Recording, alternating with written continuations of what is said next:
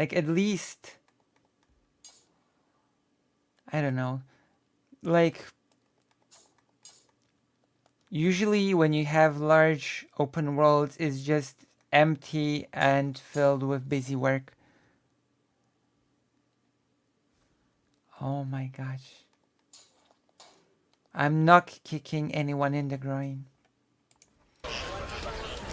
I'll skip ahead a little bit because I don't want to stick here all day on this particular video. I'll show a little bit of what the seamless ship combat is like. True. This is the second main character of the game. He's chasing down his target upgrade now. the ship as you go on this journey with Edward.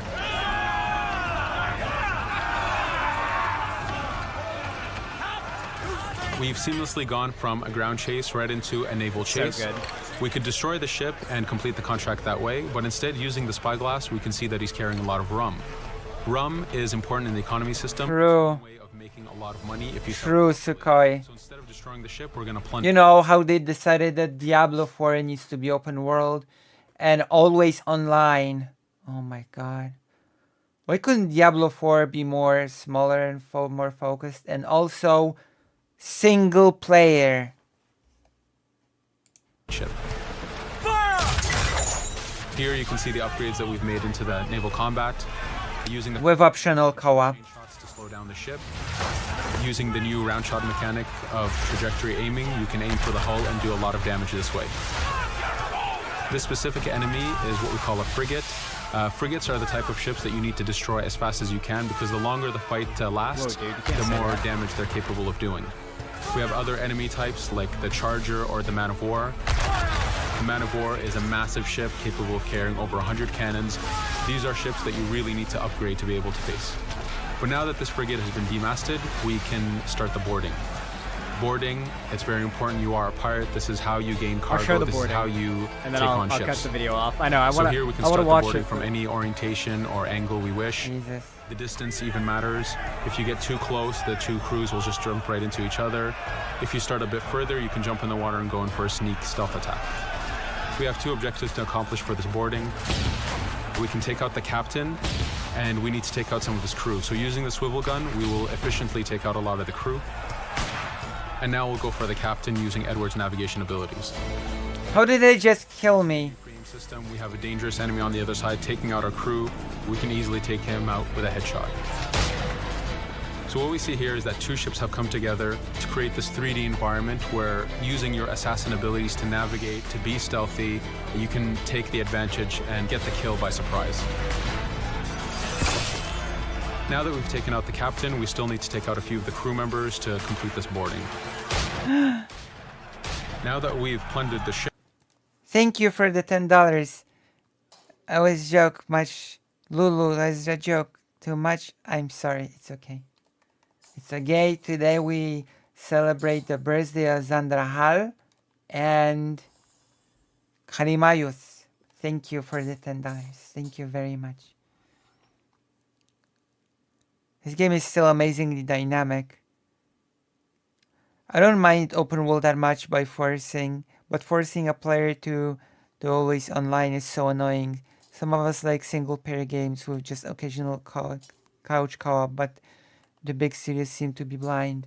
Yeah, and there's also one other thing. I'm not sure if you're like familiar with this one, but apparently in Diablo 4, whenever you're in the city with other people, all of their equipment, all of their stashes load into your computer. Nice. What a nice design choice. That everybody's stuff loads onto your memory, isn't it? Path of Exile would never work as an open world, and neither would a game like Doom, for instance. The gameplay just doesn't lend itself to open world. True. Like, come on. Everybody's stash loads into your memory. No wonder when there are many people in the city, your game just starts slowing down. Yeah. I can show it to you. Like, where is it? There's like an Asmongold video about it. When Blizzard just sort of talks about it. I'm gonna show you real quick. Ship. It's a really fun. I want to show it to you real quick.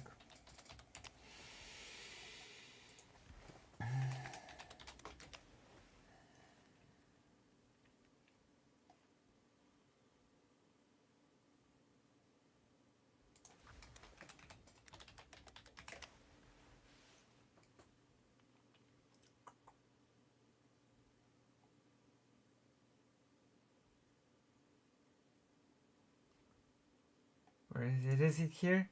People are not happy about the patch notes and Reddit posts. 100% agree. And for really, No, that's not it. Where is it? Where is it? What's this video? Where...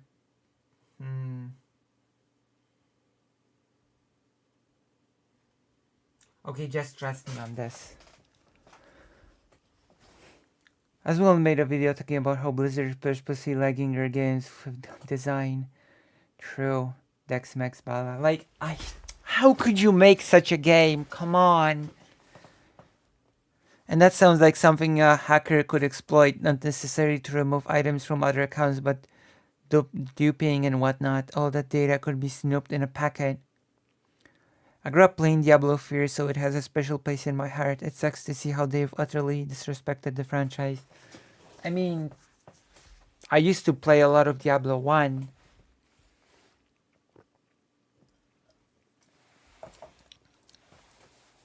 So in a lot of ways, Diablo 3 sort of also went off the deep end when it comes to a lot of things compared to Diablo 1 and 2. Fun game. It's a really fun game, and it was received extraordinarily well back in the day. So you would think, logically, that Ubisoft announcing that they're going to be remaking with modern tech one of the most beautiful, well-aged, and well-loved Assassin's Creed games, least formulaic Assassin's Creed games as well, Yeah. of the entire series for modern hardware. Mind you, it's a remake years off, by the way, so it's not even modern hardware, it's future hardware. We're going to have a future version of this game. It's a remake, not a remaster. Right. You would think Remake. the response would be very positive. Here's the thing, though. YouTube content creators in the gaming sphere have made a lot of money off of making the broader internet and gaming cultural perspective on Assassin's Creed be hate it. Without a second thought, you hate it. You despise True. Assassin's Creed. I Not hate only it. that, Assassin's Creed represents everything wrong with gaming now. That's the kind of thing you oftentimes hear. The narrative, the bandwagon. I mean, I'm gonna be honest here. I understand what Xanderhal is trying to say, but I'm gonna be quite honest. If anything, that's on Ubisoft. That's not really on people complaining. That's on Ubisoft. And nobody else. I'm sorry, Ubisoft has worked hard to make their games basically filler like infested microtransaction EXP boost grind fests. Okay, I agree with Xanderhal, but also a lot of major studios are screwing up their new release. Ubisoft is very little Charlie for good reason. Yeah, I'm just gonna say, if anything, it's on Ubisoft. Okay, Is to hate Assassin's Creed now. Many of you are that's on are Ubisoft. not immune to it, as is clear in chat. To say the series is completely dead, fuck it, it should die, it should not come back. If people still enjoy it, then honestly, they're subjecting themselves to suffering. They're not actually enjoying it. They need to realize that it's actually bad and stop enjoying it. That kind of mindset has become like heavily popularized by the internet as of late, I feel. And not only that, but there's also the narrative of hating remakes. Despite the fact that we keep getting fantastic remake after fantastic remake, there's this bizarre idea that gamers have been like repeating over and over again. It must be coming from YouTubers that remakes are lazy and that they are like bad for the gaming sphere because why aren't they making new games?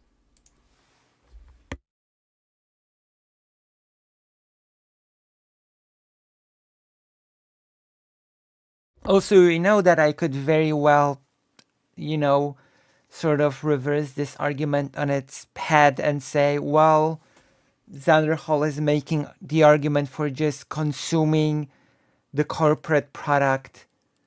Don't criticize, just consume. Consume.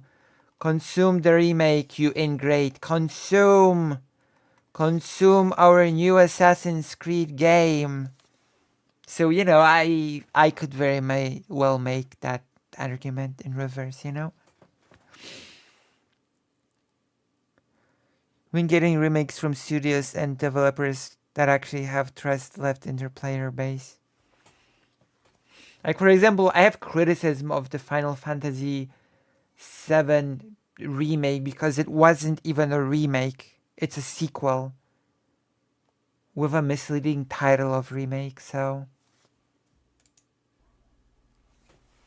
There is no downside to a remake unless the old game becomes no longer playable. Remakes should be a beloved and embraced thing by the gaming community. A lot of remakes have been bad. It does not invalidate the quality of the original game. And guess what? They can make another remake down the road that's better. That happens. I think modern Assassin's Creed has turned into open world sludge, but Black Flag was pretty good from what I heard at the time. I feel like a lot of this is like the influence. I think a lot of people are having their opinions on media these days influenced by culture more so than making up their own mind more than they realize. I've noticed this happening to me. It happened to me with anime, where I had this very negative perception of anime and I thought I knew it well and I would shit talk it like I thought I knew what anime really was. And then I watched a few and I realized there's actually some pretty... No, I'm sorry, no. If this is going where I think this is going, then no, I absolutely don't agree with Xanderhal, with what Xanderhal is about to say. Like, modern games, especially from Ubisoft, are plagued with problems to which Ubisoft will gladly sell you the solution. The slow experience, the grind. Oh, your experience is slow. Well, we've got an experience boost that we can sell you. No, I'm sorry. That's just incorrect.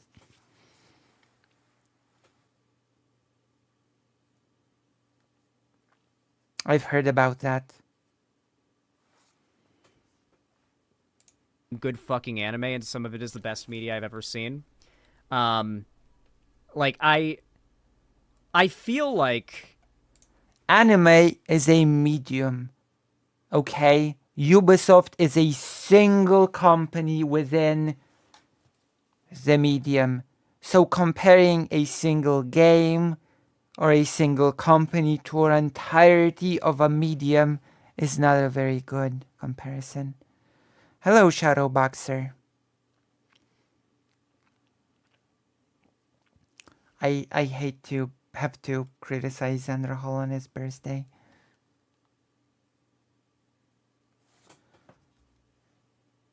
It's become more common to get your opinions from a content creator about media, particularly, or to at the very least allow their opinions to, like, influence you. Here's a good one. Here's a good one, chat. How many of you have watched a movie, you're scrolling through Netflix, and you throw on a movie. Looks interesting. You've never heard of it before. You throw on the movie, you watch it, and you actually really enjoy it. Like, you actually liked the movie a lot. So you go to look up online if there's any discussions, analysis, anything like that about the movie, only to find out the only coverage of it is panning the movie.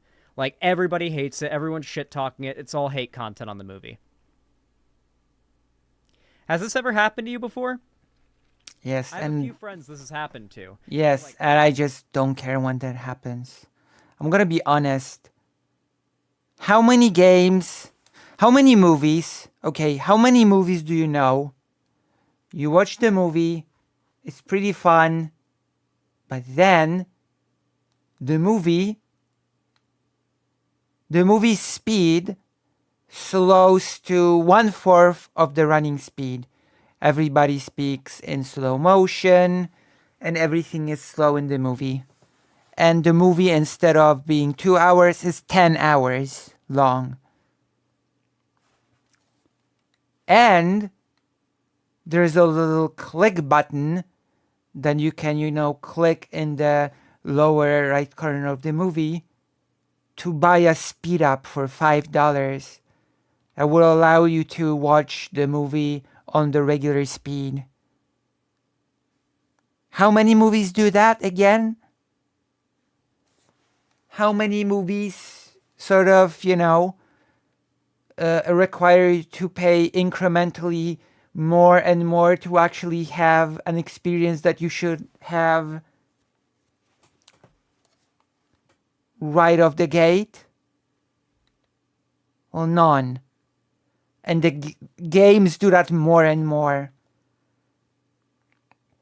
I don't know, maybe it's because Xanderhal was born in 1999 and never really experienced gaming when games were, I don't know, complete when you bought them. Like the criticism of companies and the predatory things that it does is not out of thin air. It's not just some fad or thing that people just pick up online. It's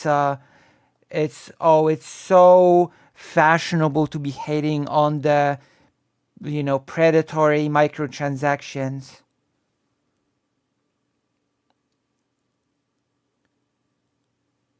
Like, come on.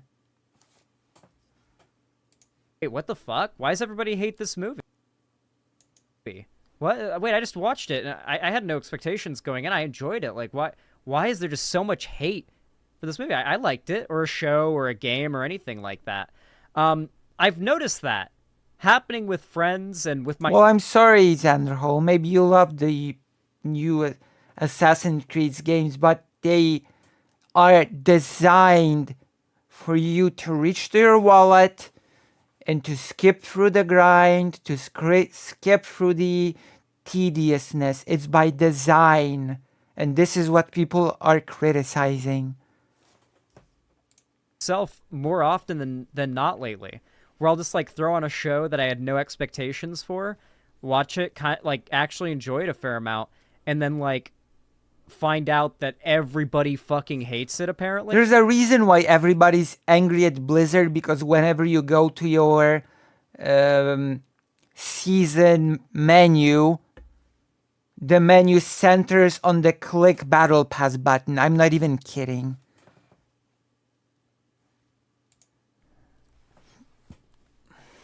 And it becomes clear that how many of these people genuinely hate the movie, how many of them are just bandwagoning, and how many of them saw the movie but had their opinion of it influenced by the fact that everybody else seems to hate it. So they were going into it expecting a bad movie, so they got a bad movie.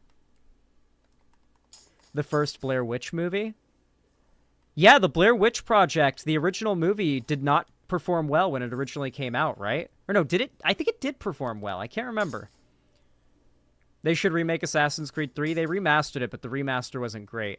Remasters don't tend to be as good as remakes, because with a remaster, you're still like, you're basically repainting the old game in the old engine. It doesn't work out as well. Remakes tend to be a lot better. Depends. I hate actually. the Blair Witch Project. I think it's got like a certain level of corny, like, charm to it you gotta respect.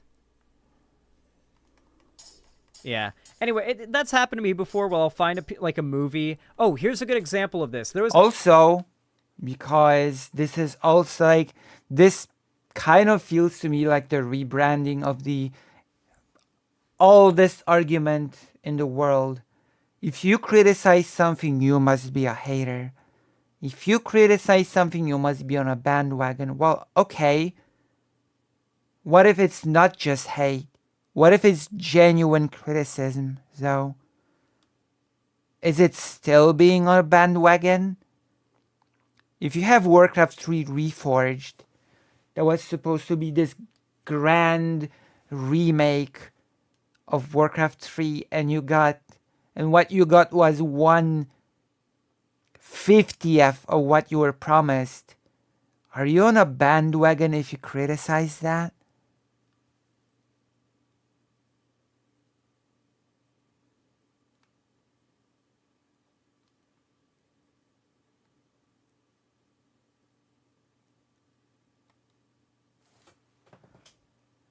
If anything, not enough people are make a fuss about monetization in games. True.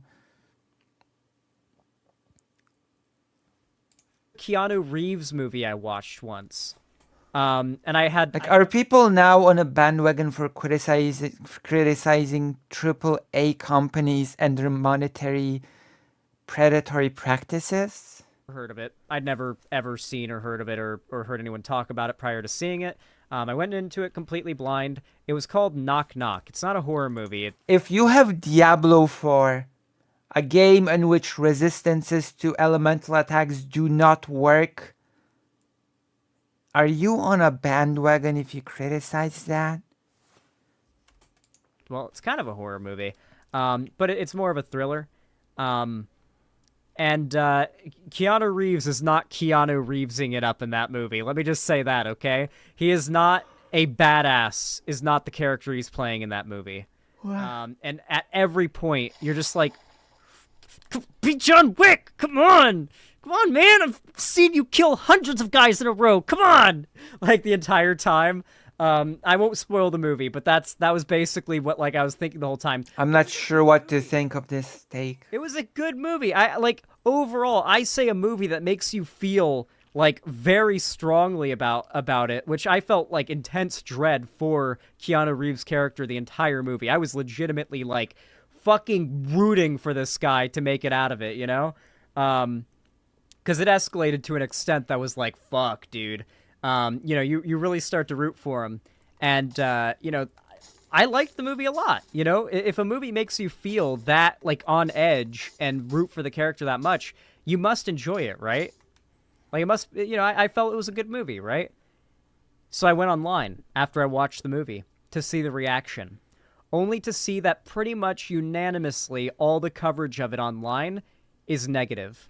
It got decent ratings and decent reviews, but on YouTube, the types of dudes who see Keanu Reeves as John Wick and don't want to see him not be a badass, they were not happy. And they had made a wall of content that was all shitting on the movie.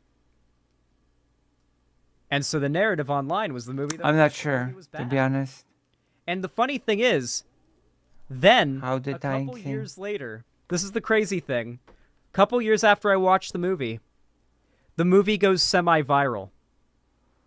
Those old videos shit-talking the movie and spreading, narratives about how bad it is had aged out. They were no longer algorithmically relevant. And so the movie went semi-viral again on Twitter. People started talking about it. We're like, how have I never heard of this movie? Whoa, this is crazy. Whoa. And I saw it go trending on Twitter a couple months ago. A lot of people talking about, how did this movie get so much shit? How did this movie get so poorly reviewed? I'm gonna be honest, that means nothing. Remember the Star Wars prequel trilogy? Remember that people criticized the Star Wars prequel trilogy?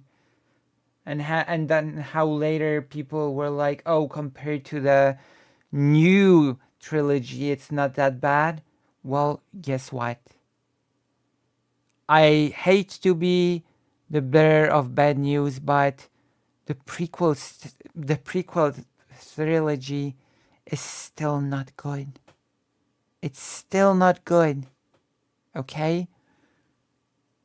So, I don't know. I don't know what to tell you. Also, movies do not come close to implementing the same predatory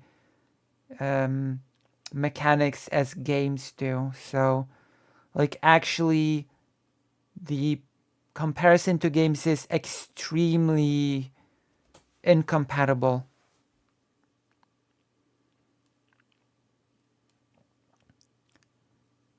You see, honestly, it wouldn't surprise me if they did.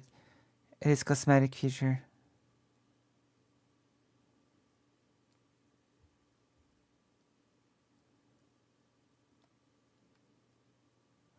Of course, The Thing was terrible flop in the series. Now it's one of the best horror suspense movies of all time. Well, it can depend, but you know. It also can just mean that people's tastes change. Not the initial impression was just wrong. It depends on the movie.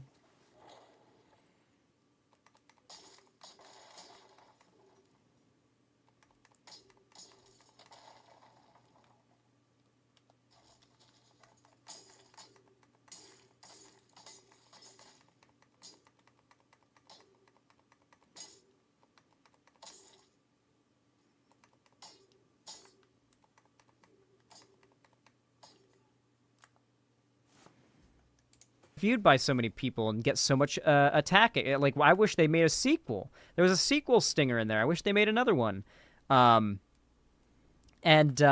People just like discovered the movie was good because time had passed and they no longer had this sort of bandwagoning influence telling them that it was bad, and it just came up on Netflix and they watched it like I did and ended up having a very different experience than what they had most likely if they ever watched it back when they were influenced by the hate, or if they'd watched it back then, because many of them didn't.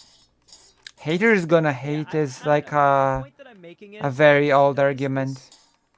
growing trend of hate, media hate, becoming more and more and more monetizable and thus more popular and thus more the bog standard status quo of the internet. Well, the Ubisoft games are And not here's the part best where I get example to, of like, that. this is I'm the part sorry. that really upsets me. Here's the part that actually pisses me off, okay? I'm fine with people vitriolically hating stuff that I like. At the end of the day, it doesn't affect my ability to enjoy it. It's a little frustrating when these people organize mass hate bombing brigades where they send death threats to the actors and the creators, or they drop mass hate bombings on the reviews so that to try to prevent the show from being able to continue. Like, they want to get the show or movie or whatever it is canceled, right? Well, that's a bit different. And, that always isn't it? pisses me off. Like, the people who, like, the YouTubers who are trying to get Rings of Power shut down and canceled. Like, I get you don't like it. That's fine if you don't like it. But can you not do everything in your power to harass the actors and the writers and also try to get it canceled? True. Don't do Like, that. why are you trying to get this show canceled?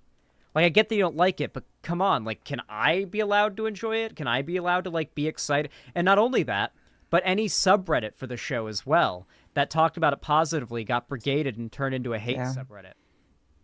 So there's only one or two subreddits that are, like, locked down pretty tight where you can... I mean, that feels like a totally separate topic. The topic of harassment and brigading feels like a totally different topic from if you criticize this game, then you're on a bandwagon.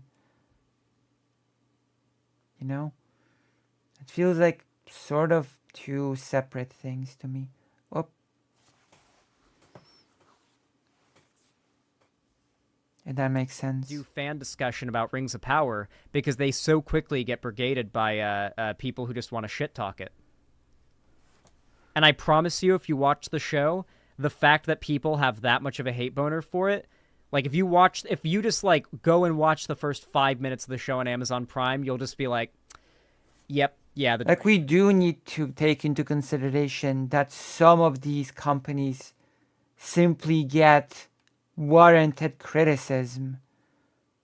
Like when James Stephanie Sterling craps on the bad practices of corporations, it's not because they are on a bandwagon.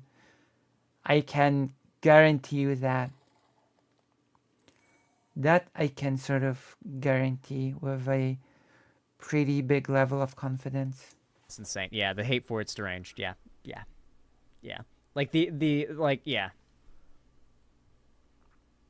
I can't imagine having that much energy to put into media I dislike.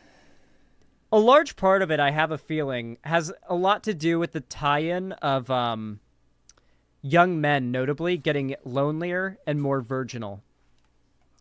Like- No, Xanderhal.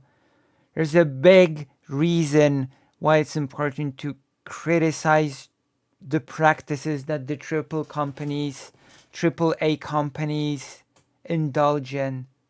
And it's a really simple reason. The reason, which has nothing to do with young men being virginal. Do you know what it has to do with? It has to do with predatory practices becoming... No, you should not. You should not leave the gigglers. It has to do with certain predatory practices becoming the industry standard. That is why people like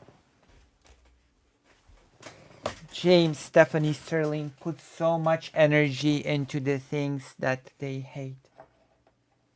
Because if you just let it go, other big companies will see that it works and they will just take it in as a D and it becomes the industry standard.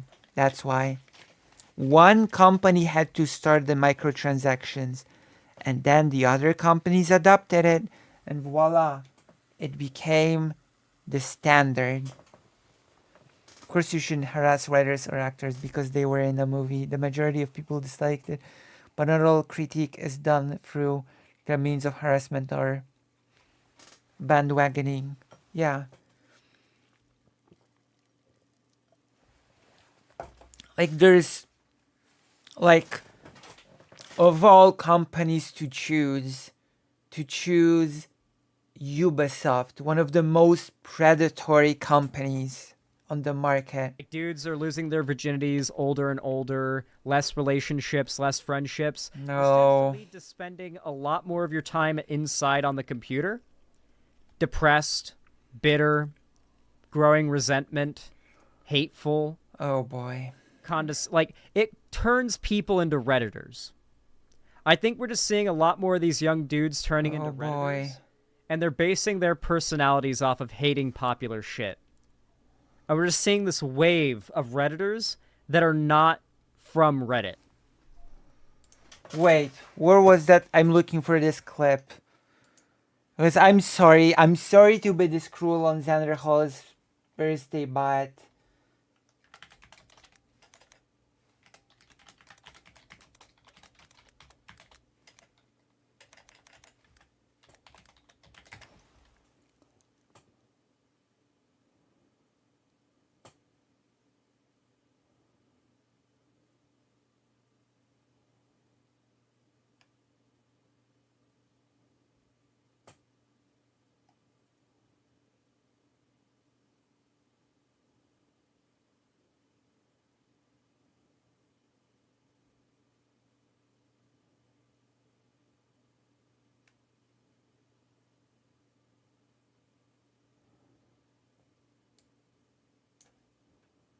where is it? Where is the clip?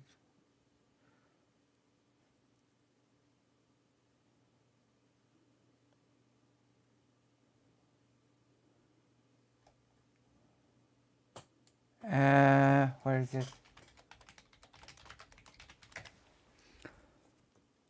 There you go. Don't. I hate to say it, but this segment really this segment really reminds me of this, okay? Don't ask questions. Just consume product and then get excited for next products. I'm sorry, this just reminds me of this. I cannot say anything else than this. Don't think, just consume product and get excited for the next product.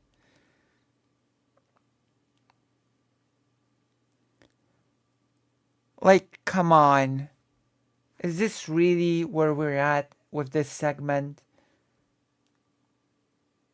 Don't think, consume product. Just, just get excited for the next product.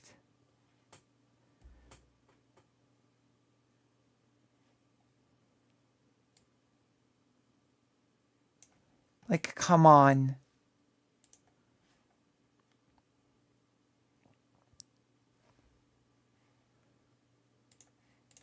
And the most frustrating thing is, too, oh, this is the part that really upsets me. That I wanted to get to this earlier, is that they base their criticisms and their hate in the most bullshit ideas, right? How much have you guys noticed that hate for particular new games that come out? How much of that hate has been directed at the developers and the writers? Not the publishers, not the shareholders who set the standards and make the rules for the developers and the directors and the voice actors and the mocap artists and everything, but hating on the people actually making the game, not the people saying this is how you have to make the game. It's almost always attacking the actual hard-working developers. Nope, no, that's not true From either. time to time, when it comes to the certain companies, they can attack the publisher because the bandwagon is to hate it. Bobby Kotick, rightfully, there is a bandwagon to hate him, so people call him out. Activision, rightfully, there is a bandwagon to hate Activision. Ubisoft. Ubisoft, rightfully, there's a bandwagon Thank you. to hate Ubisoft as a publisher, so people call it out. Thank you. Right? They shit talk these publishers and CEOs and higher ups that are just money men because they know them, and there's a bandwagon internet. Okay, Xanderhal has redeemed himself a bit with saying that. Okay. Okay, we're on the same page, I guess. I know. Oh, it's a thing that happens in these games. Okay, it's just one of those things that happen, and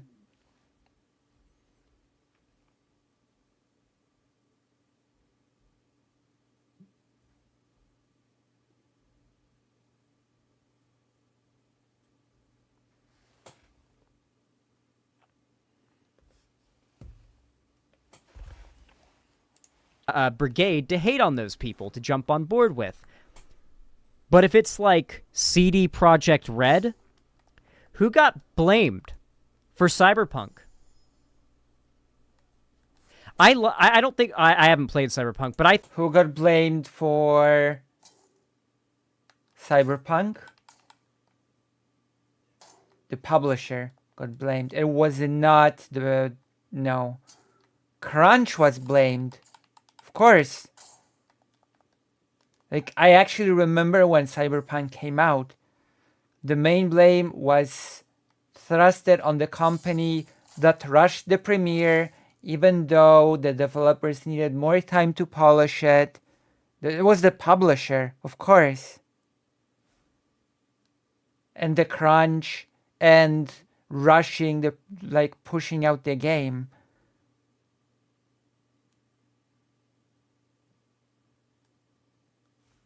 Yeah.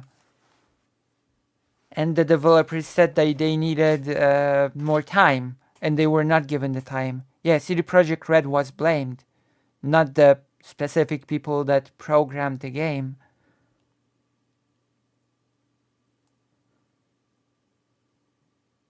Yeah, the rush production, yeah. And yeah, exactly. I think Cyberpunk wasn't actually like the big disappointment people make it out to be. I think Cyberpunk was also a victim of this. No, yeah, yes, it was. It suffered from extreme rush development. It suffered from extreme crunch. And in many cases, it just came out unplayable on the PlayStation 4. It came out unplayable.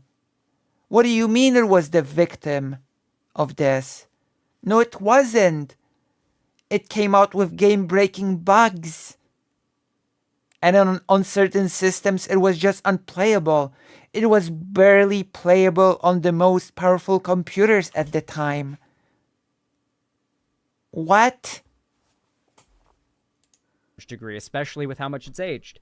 But, like, people were literally giving the devs of Cyberpunk so much shit. That's not true. That's actually not true. so much fucking shit. Not the publishers, not the higher ups that were. That's so incorrect. Like, did I and Xanderhal did we follow two different sort of coverings of this game? Like, come on. Like, all of the criticism was focused on the fact that it was rushed, that there was crunch, that there was abuse in the company, not on giving shit to the people that coded the game.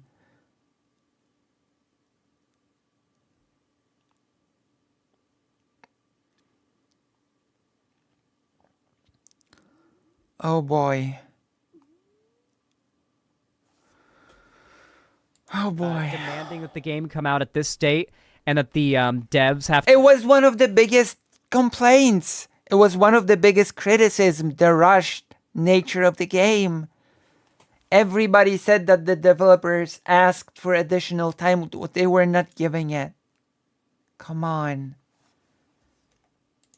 To this much crunch time, they were attacking the devs. Okay, who are they? As a matter of fact, of course, a lot of this has been also popularized by right-wingers. You know that butter girl? The girl who eats the butter in her car for TikTok to trigger the libs? We watched a recent video she did on how sexy women aren't allowed in Western games anymore. And it was about this new game trailer that came out where we see like a few frames that went viral on Twitter of this female main character from this game. It's Fable. Those frames, she looks like not think. very flattering because she's like in the middle of scowling. She's in the middle of like talking and spinning around. I don't know. Is it Fable? Unflattering pause screens that went viral on Twitter to try to push this narrative. So she made a video with no editing, by the way, where Fable, thank you, where she decides she's going to react to the trailer and talk about how ugly this girl is and how like these, and I quote, land whale SJW woke game devs. Okay, let's not pretend that right-wing channels represent all of the criticism in the media. Come on. Let's not go that route. Let's not suddenly pretend that right-wingers are the only people that produce game critique on YouTube.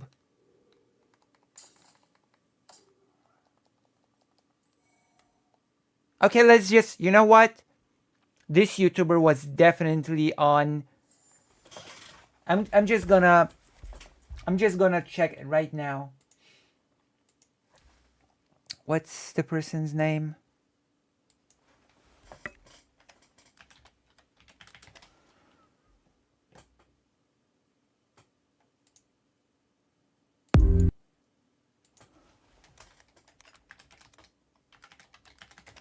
Oh God.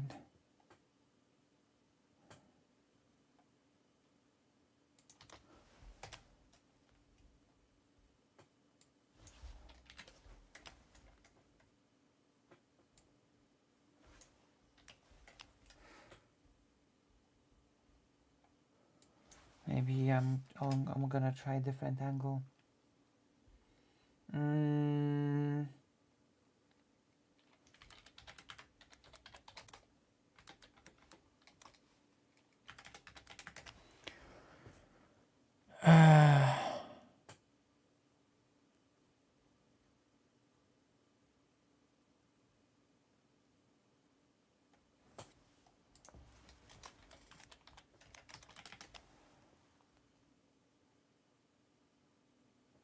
Okay.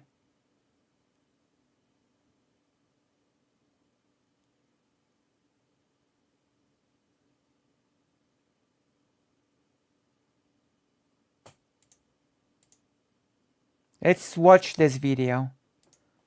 Because this is actually, interestingly enough, a retraction of a review.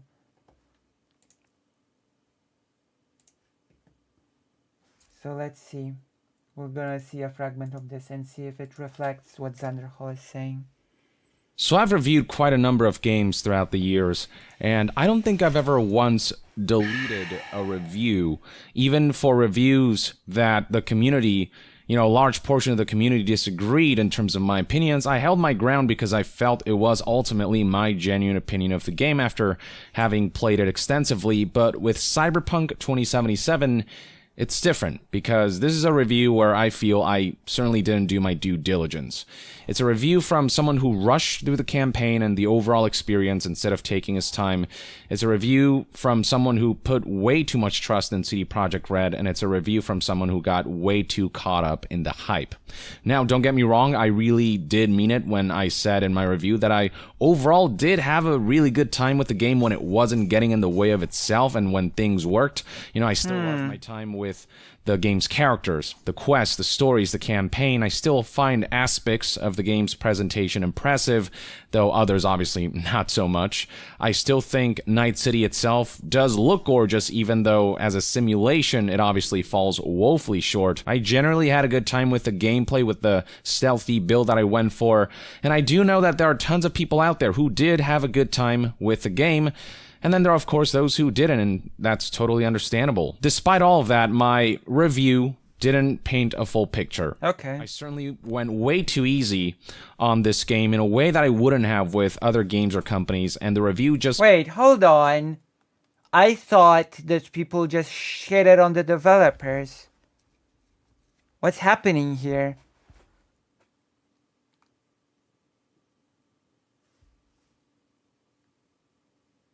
Damn. Okay, let's continue then. Shouldn't be up. And to elaborate on all of this, I'd like to reflect on everything leading up to the launch of Cyberpunk 2077 from my perspective, and letting you know where I think I went wrong with this review. And okay, maybe we'll hear some of the crapping on the developers, how I should have maybe better approached it. But, the hype began all the way back in 2012 when CD Projekt Red announced that they were working on a Cyberpunk title, and I was immediately on board. This was during a time when CD Projekt still had a great standing with the community, and they were seen as the gold standard of how AAA developers should conduct themselves in terms of quality and consumer friendliness. And, as a huge nerd of the cyberpunk genre, that was the cherry on top.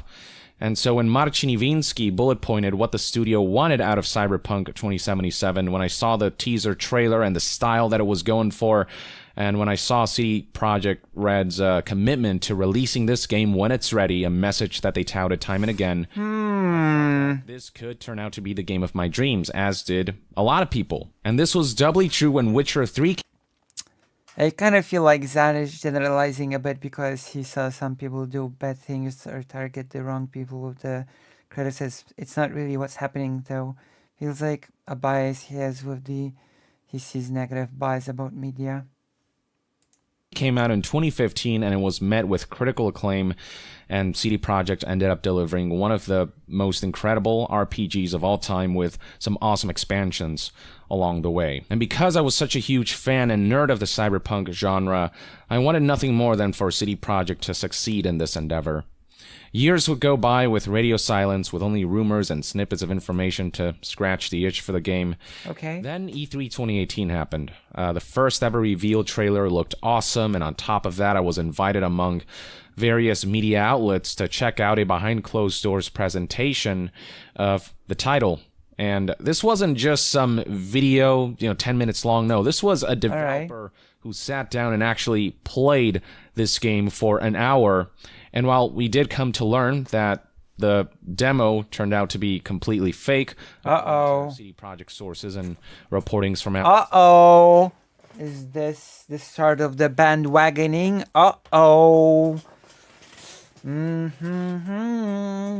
Like Bloomberg, the game at the time seemed very real because of the way they presented it. It wasn't a pre-recorded segment, it was live extended gameplay. And my hype only heightened throughout E3 2019 when CD Projekt showed off another awesome looking trailer, and they took the world by a storm when they surprise revealed that Keanu Reeves would be playing Johnny Silverhand in that epic E3 moment. CD Projekt also invited media outlets again to check out another closed doors presentation, once again played by the developer, and it once again, Uh-oh. was really incredible. And it was an extended version of that 15-minute gameplay video CD Projekt released involving the Voodoo Boys and taking down the animals in Grand Imperial Mall. It was that, except instead of cut up and edited, it was the whole thing played straight through for about an hour. And with every new gameplay footage that they unveiled with the Night City Wire events, the game just looked golden, and every time they would emphasize the game would be out when it's ready, that the company would leave the greed to others. I was just really hopeful that they would live up to that this would be the company to really spotlight how AAA developers should be. But, Well. I guess one thing we have learned is that CD Projekt Red is really good at marketing. If there's one thing they're good at, it's that. And maybe they're too good at it. And while Cyberpunk 2077 was being hyped up by CD Projekt, I was watching AAA game after AAA game launch broken, unpolished, incomplete, and lacking integrity with awful monetization systems. So it was so refreshing to hear a AAA development studio going out of their way to continuously emphasize that they'll Is this Young Yi here doing bandwagoning on the companies? do right by the customers, and I fully 100% believe them. I fully believe there was no way the CD Projekt Red, after making all of those promises to the customers about their commitment to quality and integrity, would ever be led astray. I guess I don't know, sort of placed all my hopes and dreams on CD Projekt being able to show the rest of the games industry and greedy companies how it's done. I really badly wanted CD Projekt to be that beacon of light. A momentous day for Cyberpunk was June 25th, 2020. The demo? Which was when CD Projekt allowed various media outlets to play a preview version of Cyberpunk 2077 for about 5 hours and allow them to share their thoughts and impressions, which were all overwhelmingly positive. Now, one thing to clarify, there are people who think that I played this demo and reported on it. I never played this demo. I wasn't invited to that event. I did release a video titled "Everyone Who Played Cyberpunk 2077 Seems Blown Away That Day." That was mainly me compiling what other outlets were saying, Right. sharing my own impressions. I have absolutely no idea what that build was like. Also, by the way, this is a pretty good YouTuber that does, reviews of games. Similar or different it was to the final build. I cannot speak to any of that, but I did echo what everyone else was saying, and my excitement only Grew. built further. And then came the additional months of extra hype, the additional Night City Wire events, and the numerous delays that really had me believe CD Projekt leadership was dedicated to ensuring the best quality and integrity possible for Cyberpunk. And then the review period arrived. I'd like to relay exactly what that process was like on my end. It was, without question, one of the most, if not the most, restrictive and confusing review process I've ever been a part of. On November 27th, 2020, I received an email from CD Projekt Red providing details about the review process. I was told that... And yes, we all remember that as well, right? We all remember what happened with the review process as well. Sign an NDA, which is standard affair for a review process, that I'd only receive a PC code and that my review code would be sent on December 1st. That same day, I got another email with the embargo listing out the days and times in which I could publish my review, and this was also the document that informed me that the review published on December 7th could not show any of my own gameplay footage. I had to use gameplay footage provided by CD Projekt. And December 9th was the day I could release a review with my own gameplay footage. Now, from the outset, there were already a bunch of red flags. The fact that they were only sending out PC copies, though I assume that maybe bigger outlets were getting the console copies, and since I'm just a YouTuber, I was only getting the PC review copy. Spoilers. On the PS4, the game was just unplayable. Turned out they were not handing console copies out at all. Then there's the fact that CD Projekt didn't allow me to show my own gameplay until December 9th.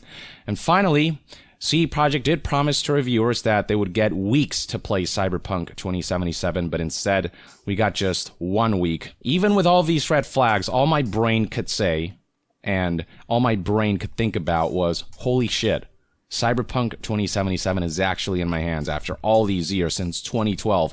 Hype. I'm sure CD Projekt has their reasons for why they're doing the things that they are. You know, they're the consumer-friendly company. They've promised time and again it'll be out when it's ready. Uh-oh. You know, I assume, yeah, it probably has to do with Day Zero and Day One patches making a huge difference and them not wanting to have footage out there that's outdated. So, yeah, I'm sure that's what it is. And now I have to get my review out before launch. Let's just... Oh wait, that does not sound like crapping on the developers, by the way. ...the embargo and get started. That's how my brain perceived things at the time. A huge mistake on my end, these preconceived notions. If this were any other company or any other game, I would have no doubt scrutinized this aspect a lot more. I would have been a lot more suspicious, but I had placed this special level of trust on CD Projekt. Again, huge mistake. With the track record that they have, with the things that they've said about leaving the greed to others, being out when it's ready, believing their focus on consumer friendliness, my brain just perceived them as a studio that could do no wrong because I so badly wanted them to be that AAA studio that was the golden standard that wouldn't do anything wrong. Then came December 1st, which was the day I finally got my review copy. And well, it wasn't long before I started to notice all of the bugs. NPCs T-posing or spazzing out, objects floating in the air, you name it. And these bugs persisted from beginning to end, many of which I did spotlight in my review. But again, my Yes, I do remember the game-breaking bugs. I do remember them. brain perceived that this is CD Projekt, no way they'd ship the game in this state. The Day Zero and Day One patches, surely they're substantial enough. And it didn't help that CD Projekt developers, they were tweeting out how substantial these patches would be and how it was a completely different game with these patches enabled. So I really thought I was playing a much older build of the game that just wasn't representative of the final experience. And my fear was that I would put a review out there and it would be outdated the second those Day Zero and Day One patches launched. That would maybe fix all the issues that I highlight in the review. And I especially thought this because I did have performance issues, and I thought it was on my end. I thought it was an issue with my rig. It was a case special to me because when I reached out to CD Projekt about the performance issues and ways to troubleshoot, I was basically told the equivalent of, that's weird, that's not normal, which really made me believe there was something about my rig that wasn't jiving with the game, and that this On console was unplayable once again, especially on the was a PS4. special case for me. But after the game's launch, I would learn that these performance issues were not unique to me, that plenty of players would see similar results. And again, I believed in that Day Zero patch way too much. In large part because it was suggested to me that this is a pre-release version of the game and that the performance would greatly improve in the final product. And also, during the review, in the middle of the review process, there was an NVIDIA driver that dropped that did tangibly improve my performance. Still far from perfect, but a noticeable improvement. And then there was also a mid-review patch that dropped that did seem to fix certain bugs and issues. Not all of them, but a good amount. And so seeing the game improve during the review process, that made me believe that this Day Zero and Day One patch would really fix the game that much more. It really blinded me to this idea that a Day Zero and Day One patch would be able to fix all of these issues.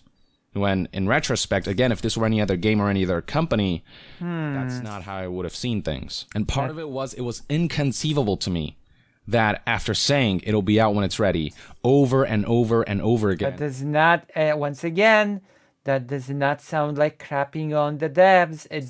It sounds like, it doesn't sound like crapping on the, you know, the programmers and the people that made the game.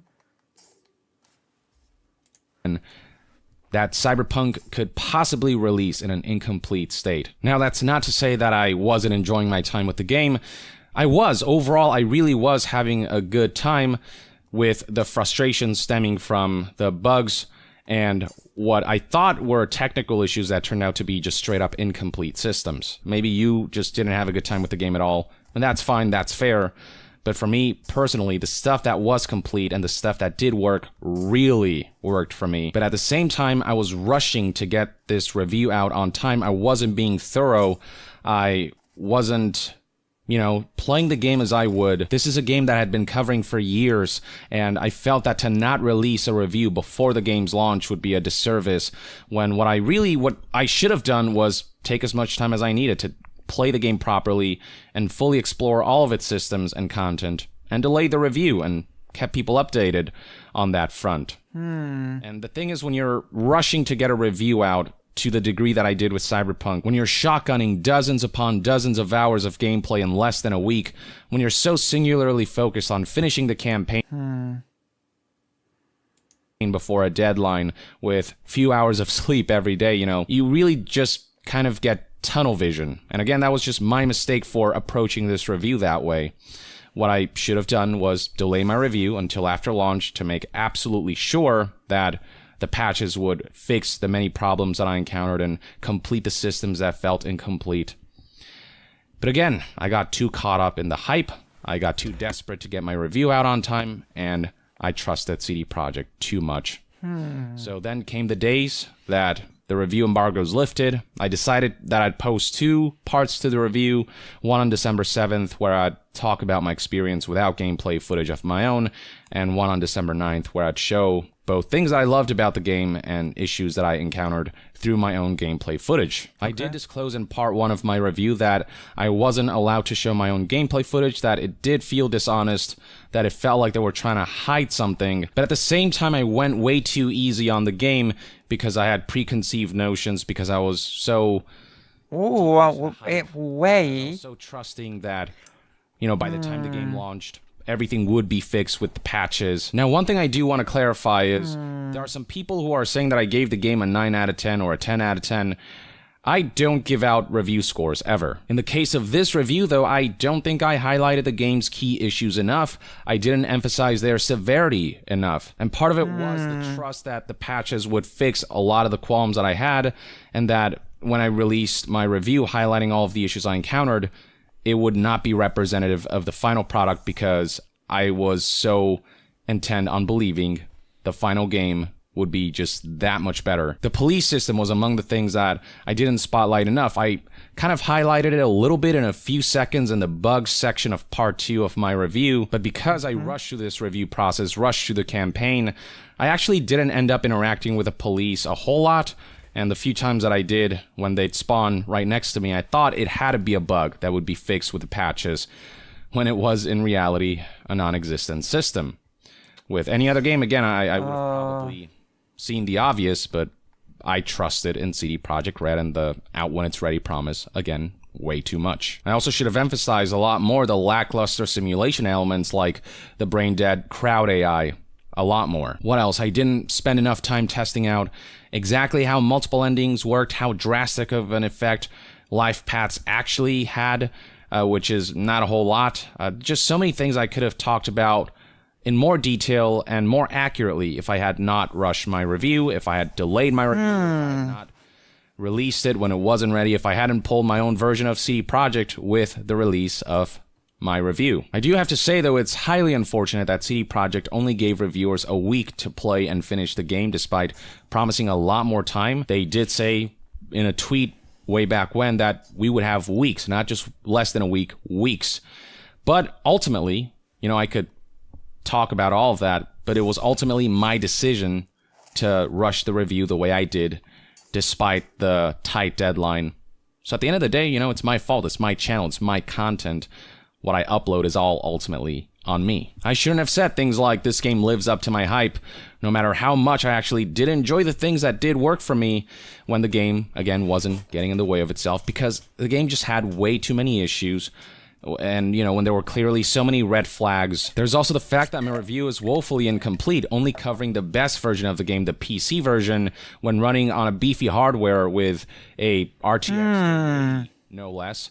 I was playing a version that most people wouldn't see, and even the version I was playing, the best version, is still a very compromised version. I should have waited for the console versions to launch, tested those out, and included the utter disastrous state that those versions were in, in my review. The thought that CD Projekt would launch the console versions of a game in such a state was just something that never crossed my mind, because at the time I perceived CD Projekt to be the gold standard. I figured there's absolutely zero possibility such a thing would happen, but And it yeah, happened. So what we have here is a situation where I ultimately published a review that went way too easy on a troubled game, gave it way too much leeway, and ultimately isn't fully representative of the final experience, even now, months after launch, even after patch 1.2. And on top of my own mistakes, the review feels like a product of CD Projekt Red's own deceptions and manipulations, and I do not want to be a part of that. So moving forward, I will never give a interesting. It doesn't sound to me like Cyberpunk was a victim of anything, to be quite honest. To be blunt. Have to make all the women in these games ugly because they can't be hot anymore. Because men. Like, I'm sorry. Cyberpunk was not a victim of anything.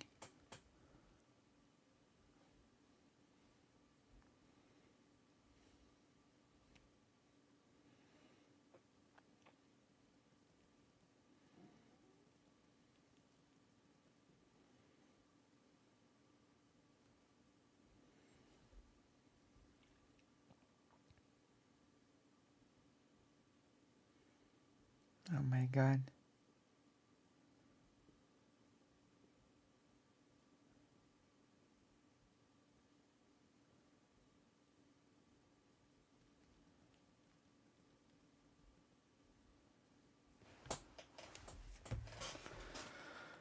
Oh my god.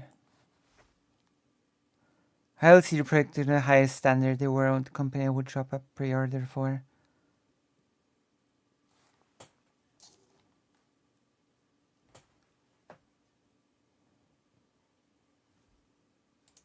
Can't be allowed to enjoy hot women. We can't be allowed to enjoy hot women is the narrative, right? That's what she said in her video. Literally, I'm pretty sure word for word I quoted her. Here's the funny thing, though. She plays the trailer, and in motion, she doesn't look ugly. She hadn't seen the trailer. Like, she was watching the trailer for the first time in the video, and she doesn't edit her videos because she's a lazy grifter. So she'd never seen the trailer and didn't know that outside of those 3 viral frames, those literal 3 viral frames, she just looks like a normal woman. And do you know why she looks like a normal woman? Because she is a mocapped character who is laser scanned into the game. She's a real actress who is mocapped, voice acted, and laser scanned into the game. So while there's a certain element of Uncanny Valley because it's like, emergent mocap technology, there is still like she's a real woman. Like, they're literally saying that this was like, they're talking about it like this was a fictional person made up and drawn up from nowhere. But that's also a real actor. The Fable thing is ridiculous, by the way. Art style has always The Fable thing, oh god. I first saw the Fable thing when Chud Logic, of all people, watched that trailer. And of course he cried about it.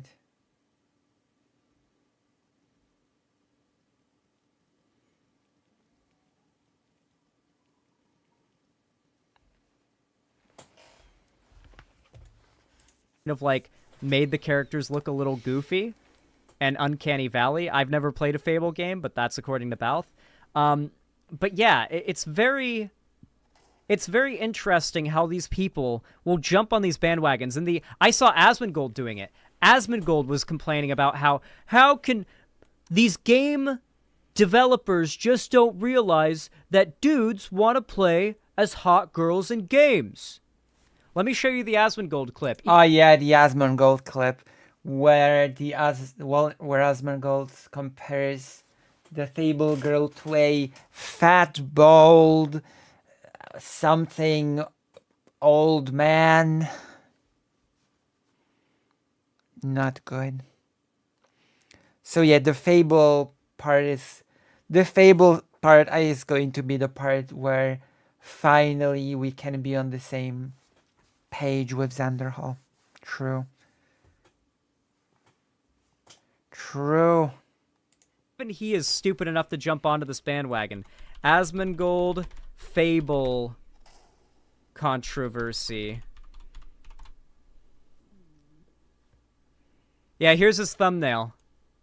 This is so bad. And here's the viral screen cap. This is the viral screen cap that went viral on Twitter, where she's like turning around and making a face, and they say this is also a real actress who's been laser scanned. But yeah, Asmongold is jumping on board with this shit. Like, it really is. That is a woman. That is a real life woman, and it's like a whole discourse about how this is so bad that they allowed this woman to, like, because she's not hot enough. Like, look, and here's him like trying to cover for it. They did her so dirty. The IRL actress compared to the in-game model. That's literally the same frame that they keep taking from the trailer. And the funny thing is, when the Butter Girl reacted to the trailer, after like 10 seconds of realizing she doesn't look ugly in motion and outside of those frames, she pauses the trailer, the IGN game trailer, by the way, and do you know what she says? To make an excuse for why she doesn't want to keep watching the trailer that's blowing the fuck out of her argument. I'm afraid I'll get copyrighted. Oh my god. Hello, Sunday. Hello, squids. Squids. That's the term. Hello, squids. We're actually in the middle of celebrating Xanderhal's and Kalimayu's birthday. But I'm afraid I have to say that I've been bashing Xanderhal on his birthday. My goodness. I don't know. I feel horrible. Hello, gigglers. I feel horrible. It's Demon Souls, the remake on the PlayStation 5. I feel so horrible for bashing Xanderhal on his birthday. But it's okay. It's okay. Xanderhal will forgive me. After all, I am in his guild in World of Warcraft. It's okay. But I'm sorry. He said that on release, Cyberpunk 2077 was a victim of bandwagoning. No, it wasn't. It came out unplayable.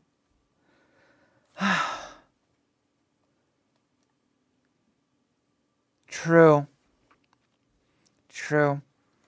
But yes. Although I do agree with the argument about the Fable thing being ridiculous, where everybody just started calling the protagonist ugly. Yeah, I will agree with that, definitely.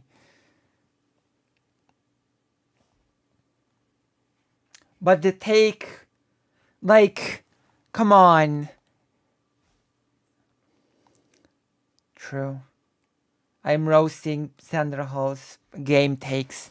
Maybe it will warrant a Xanderhal reaction to this video, and then we'll go into a whole back and forth, and then we'll have a debate or something, and that will be like epic debate about the important things.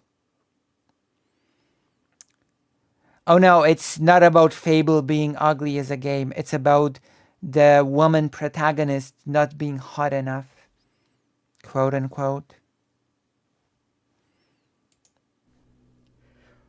For sure. If I did a stream where I have debaters debate the opposite of which they believe, would you do it? I could do it, but it depends with whom. Who would be my debate enemy? My debate,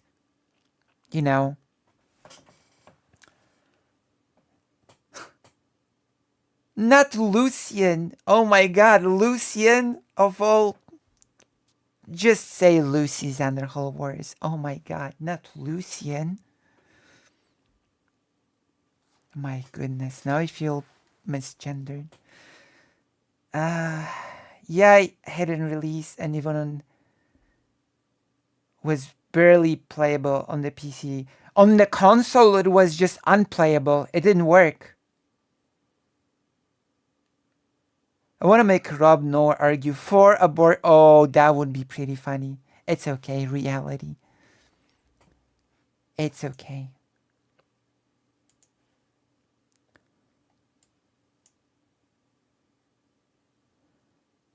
But yes, let's continue. It's almost the end of the video, but we're binging Xanderhal content because it's the birthday stream. I sure hope that Kalimayus is in the chat because it's their birthday as well. Showing an IGN video game trailer. Oh yeah. They've done a lot of improvements to Cyberpunk 2077. Oh, nice. Happy birthday. Everybody wish Kalimayus happy birthday because today is Kalimayus' birthday, okay? Oh, Grandma Kami is Kalimayus. Oh my god. I didn't know. Grandma Kami is Kalimayus. Oh my god. You've been hidden. We've been celebrating your birthday all this time. Get born. True. So please wish Grandma Kami happy birthday. Really relying on your audience's lack of understanding of the YouTube copyright system. Haha. Like, really relying on that ignorance there. Like, dude, everybody jumps on these bandwagons, these dog shit, brain dead bandwagons. Okay, this is okay, for anyone that's just arrived here, this is the contention that I have with the Xanderhal video. Not everything is a bandwagon. If you criticize Ubisoft games like Assassin's Creed for its predatory monetization, it's not bandwagoning. If you criticize Cyberpunk 2077 for the way it was on release, it's not bandwagoning. I'm sorry. It's just not. Cyberpunk was not a quote-unquote victim of bandwagoning when it released. And that is actually a claim that was made in this video. So no. It's in people like Asmongold, who I like Asmongold. I want to like Asmongold. But these people just jump on bandwagons. And they say the most retarded shit. Let's see Asmongold's take. Twitter, people are there's like a lot of... Maybe Asmongold has a good take here. He sometimes clickbaits, but I saw a clip of him talking about this and didn't seem good. Discourse around, remember the Fable trailer? And like the girl in the Fable trailer is ugly? Oh,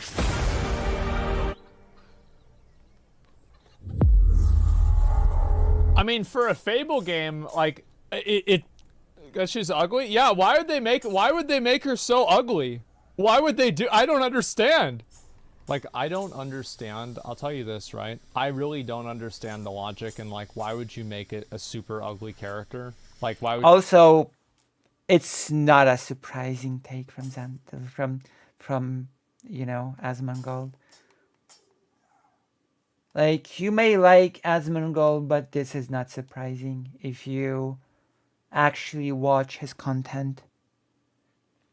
I'm sorry, Zen, I don't trust Ubisoft. You can't even have an account there without a chance you'll get it deleted there for inactivity. Imagine losing your games you paid for because the company just decides to nuke your account. Yeah, that's actually a thing. The Fable protagonist character looks fine. Yeah, she does. Yeah, that's my opinion as well. The characters weren't super ugly, just kind of more realistic. I don't get the hate here. Same. And also, let's be honest, the characters from Fable were never amazing looking.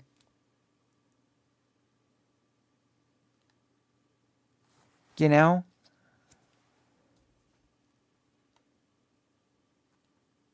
Thank you, Chancho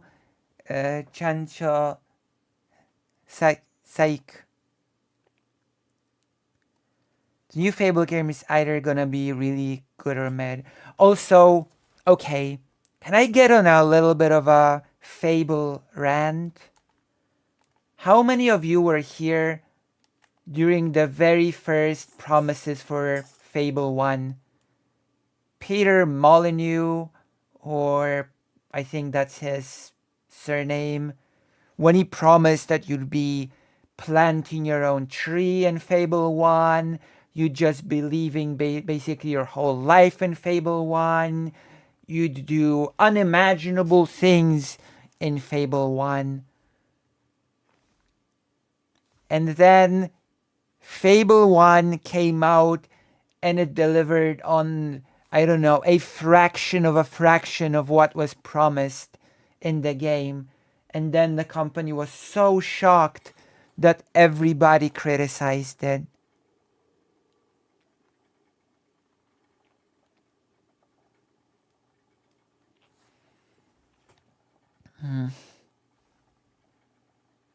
You put a really ugly character in the.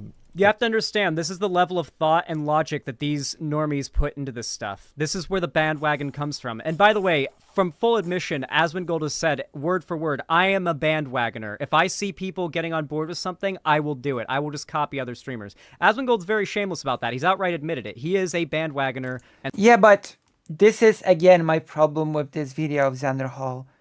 Like, he conflates this with how Cyberpunk 2077 was received on release, which was not a bandwagon. Like, not all criticism is bandwagoning. There is very legitimate criticism to be levied against the gaming industry as it operates right now, especially when it comes to AAA companies. Like, especially when it comes to those.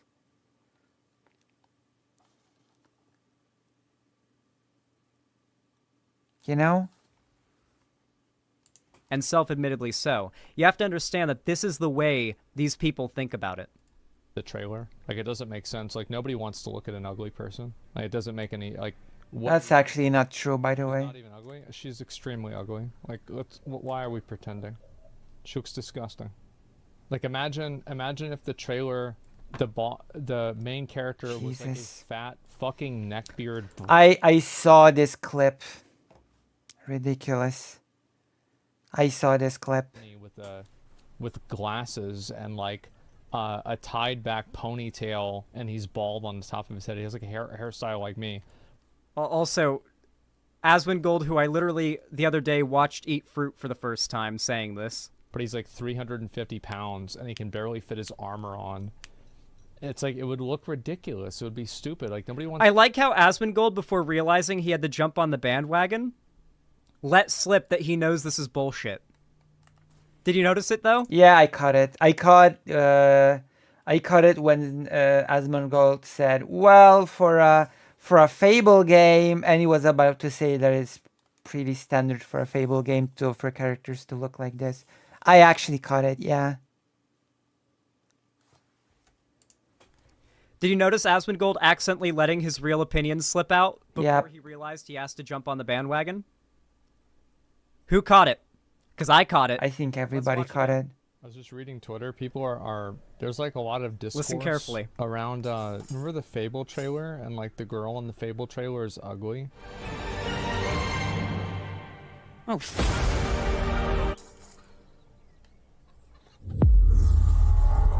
I mean, for a Fable game. Yeah. He recognizes the trend of Fable games making their characters kind of not ugly looking, but like they're in a fucking medieval world. They don't have makeup, they don't have soap, they're like gritty fucking characters, you know? It's not that they're ugly. No. That's not what it is. I'm sorry. Like, gritty.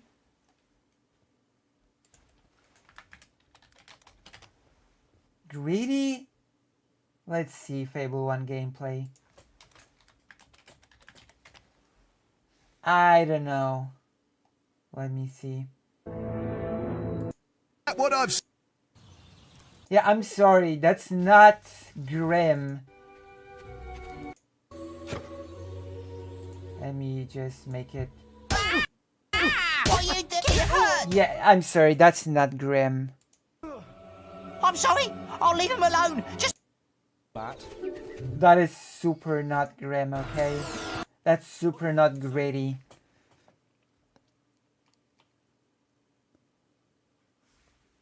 No, that was not gritty and grim. Hello.